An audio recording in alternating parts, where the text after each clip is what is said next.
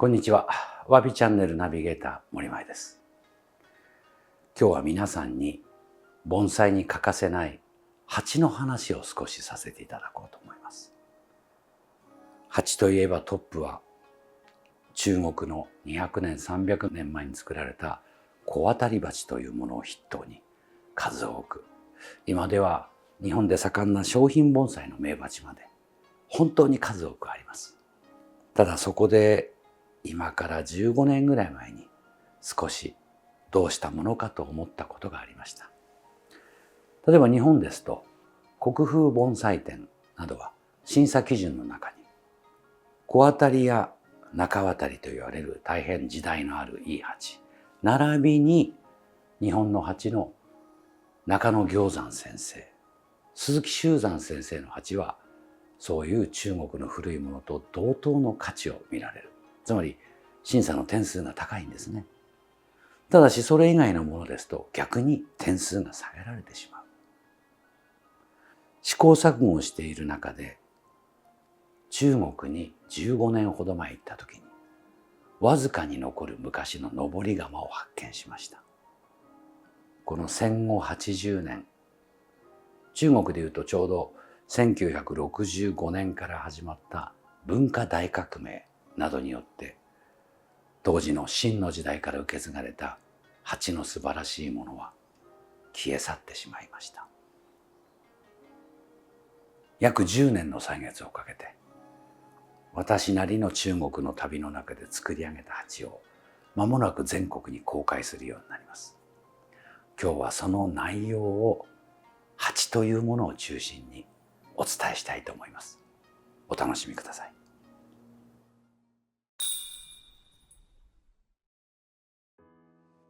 今私が持っている鉢は名称で言えば広東瑠璃釉浮き彫り入り長法というもので、約60年から70年前に中国の広州、広東地方で作られたものです。もちろんこの手の中にも釉光龍という落款を持った古いものもありますが、この手は量産で作ったもので、どちらかといえば重く数を作ることが大事に作られたもので、日本の盆栽界では若い広東というとこのような粗悪なイメージが出てしまいます。でも本当は違います。釉薬の登り窯での素晴らしさは広東の釉薬が第一です。ご紹介しましょう。10年前、良き鉢の製作を求めて中国を旅する中で、広州地方、広東の奥地で一人の人と出会いました。劉先生。30代で鉢に魅せられて全く違う職業から自分でこの釉薬、窯業の研究に入った人です。意気投合して本物の鉢を作ろうと苦難の末にたどり着いた世界です。瑠璃釉と金釉が混ざり合う窯変の世界。温度調整、下の生地の作り、悪戦苦闘の末にたどり着いた未来の釉薬をここに完成しました。そこから10年、数多くの鉢を作り上げてきました。その中のいくつかをご紹介しましょう。悠久の大地、中国で生まれた盆器は、広大なその国の中で様々な発展を遂げました。泥物に代表される紫泥、朱泥など紫砂と言われるものは、上海の北西ほど近い太古のほとり、義光県を中心にその土が採出できます。かたやこの釉薬物は、そこから千数百キロ離れた南、広州広東地方に育ったものですが、戦後はなかなか釉薬の洗練されたものがなく、特に泥物を作る技巧と釉薬を作る広東の文化交流は少なく、10年をかけてこの左のような義光県で生まれた臨花盆を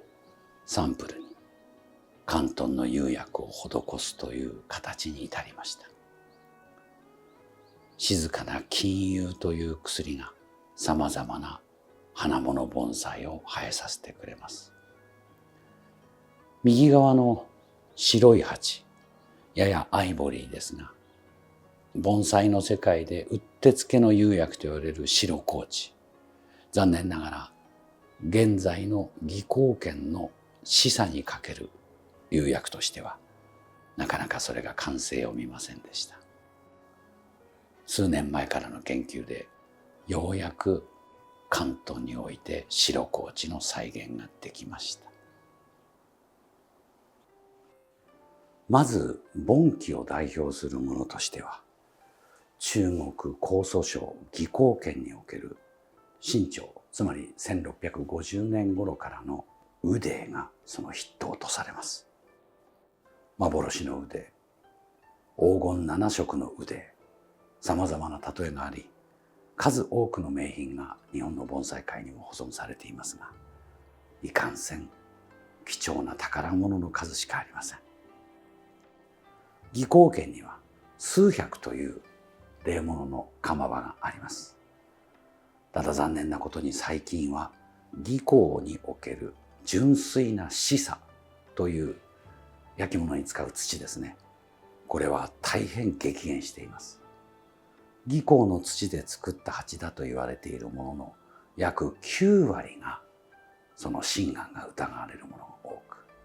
本来の紫砂の良さを持ったものがあまりありません。急須に始まった紫砂の土、なぜ素晴らしいか。それは粘着性と通風性の両方を兼ね備えて盆栽にうってつけだったことが古くから分かっているからです。ここにある鉢、日本盆栽協同組合で図録を作った美術盆器大成にも小当たり雨泥の名品として残っているものをまるっきり写したものです。この小当たりの形、土、これを唯一できるのが技巧圏にある、もともとは国営企業であった今の宝山、宝の山、ここの宝山の窯のみが職人と質の技術、内容を今も伝えているところです。長く宝山の職人さんと親交を深めて、ようやくこの小当たりをまるっきり形と土も写したものを作り上げました。残念ながらこの雨泥の土は宝山でも激減しています。1トン、つまり1立方で今現地でも2万元、つまり日本円で材料だけで風呂桶1杯で40万円するという時代が来ています。だからこそこの時代にいいものを作って残さなければ50年先、100年先にこの鉢が立派に国風殿などの実用鉢として評価される時代が来ることを願って作っているわけです。ここにある小さめの鉢はその腕をさらに洗練してきめを細かくして作り上げたものです。丸みある縁作り、絞り込んだ腰、まさに宝山が今に伝える小当たりの盆器の技がそのままに生きているもので、30年50年使った末には雨泥の名品と変わらぬものになると自負しています。温度も1180から1230度という温度になっています。この温度も大切です。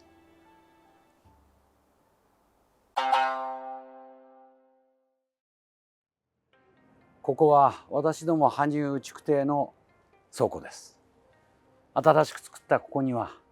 広州広東で徐々に作り上げているさまざまな鉢が置かれています。小さいものは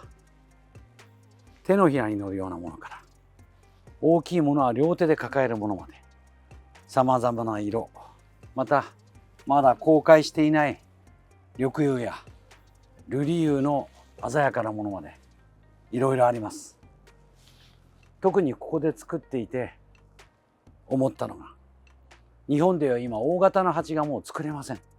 これはデーモノも釉薬もそうです。それを皆さんに提供できるものを世に残そう。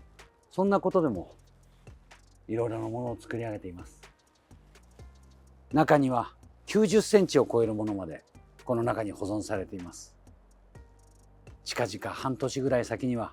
皆さんにそれを公開する場面を作りますが、この中があふれるまでとにかく作ってみようと思っています。多くの人が釉薬の良い冬でも割れない鉢を楽しんでもらえればと思っています。この広い収蔵の場所でこのように60センチを超える鉢たちやさまざまなものは置かれています。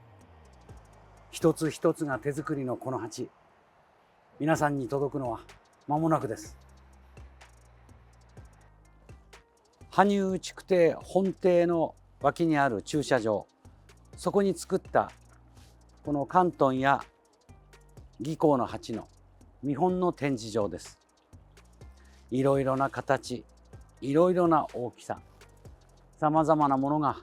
植え替えの時に多くの人が選べるようにと思って作りました。どうしても今日本の鉢というのは山秋や霊峰、紅葉、とても人気が再認識されますが、一つだけ心配なのが、その人気の裏付けはほとんどが海外の方のオーダーです。つまり日本の鉢は品質が良い、その落款さえ入っていれば安心だ、ありがたいことではありますが、国内の需要のためではないというところが多少疑問があります。中国製のこの宝山などの素晴らしい土や形は失われた盆器と言われています。長い間粗悪品が来ることで、中国の今の新しいものはダメだという認識が日本の中に根付いてしまいました。私は何度も中国の鉢を研究するために出向いて、そうではないことは分かっています。安かろう悪かろう、利益がいっぱい取れる、その形で来ているものばかりが日本を通信販売で動いてしまったので、結果中国鉢の良さが伝わらなくなりました。作る苦労もあります。原材料の少なさもあります。またよみがえらせる500年の歴史を持つ広東の釉薬の苦労もあります。でも必ずちゃんとしたものを作って、それを日本の盆栽界に残せば、いつかはそれがきちんと評価されると思ってこうしています。ぜひ使ってみて初めてわかる本物の鉢作り、皆さんもぜひ楽しめればと思っています。